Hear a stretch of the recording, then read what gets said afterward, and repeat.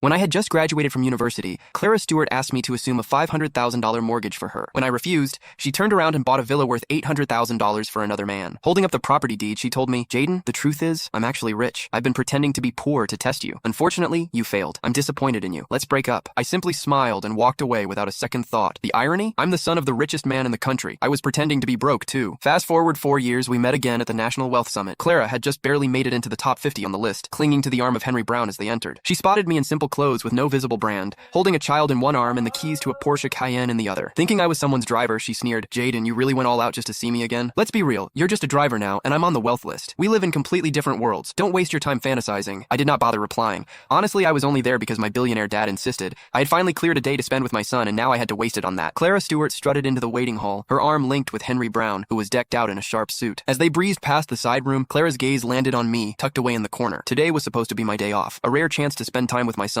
However, my father, Jim Lawrence, had roped me into attending the Wealth Summit. With my wife out of town, I had no choice but to bring my kid along, planning to duck out after a brief appearance once the meeting kicked off. I was dressed down in comfy clothes, jingling the Cayenne keys to keep my son entertained. To Clara, I must have looked like a hot mess, playing chauffeur and babysitter all at once. She made a beeline for me, her voice dripping with scorn as she said, "Jaden, look at you, running errands for others. You're nothing without me. What a shame that you couldn't pass my test. You could have been the one by my side." She squeezed Henry's hand as she went on. "However, hey, I should thank you. You made it possible for me to find someone who really loves me." Henry flashed her a soft, reassuring smile. "Jaden's probably kicking himself now. Poor guy can't spot a good thing when he sees it. He got what he deserved, though. No surprise he's ended up this way." He turned to a staff member walking by. "We've got VIPs here today. How can you let just anyone in? What if there's trouble? Are you ready to handle that? Go on. Get this driver out of here." Little did they know my simple outfit was tailor-made by top-notch designers. I had been so swamped taking over my father's company over the last couple of years that I had not been around much. They had not seen me, and based on their shallow take on my looks, they fell for Henry's story hook, line, and sinker. The staff's voice was icy as they said, "Sorry, sir. This area is for authorized personnel only." I stood my ground, my voice steady, saying, "I'm here for the summit too. I have every right to be here." They paused, probably recalling those quiet types who turn out to be somebody important, and decided not to mess with me. Clara, on the other hand, burst into laughter like she had heard the funniest joke ever. "Ha! You? A college kid scraping by on scholarships is on the wealthy list? That's a good one. And you claim you're here for the summit? Is your name even on the list?" My name was not there, of course. The Lawrence family had put my father's name down. It would not switch to mine until his retirement this year. Clara saw my hesitation and turned to the staff, smirking. "This guy? He could have been my husband if he'd passed my little test back in the day. Poor people will always be just that, obsessed with money, blind to the big picture,